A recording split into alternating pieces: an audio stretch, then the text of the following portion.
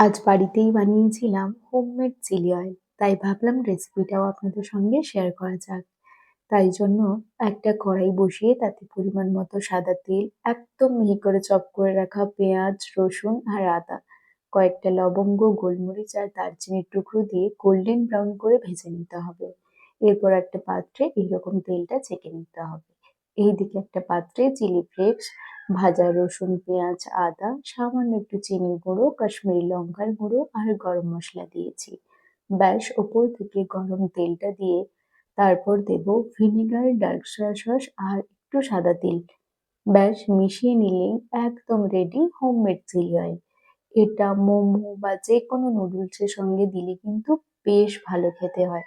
তোমরাও বাড়িতে বানিও আর কেমন লাগলো রেসিপিটি অবশ্যই জানিও। এটা অনেক দিন ধরে স্টোর করা যায়।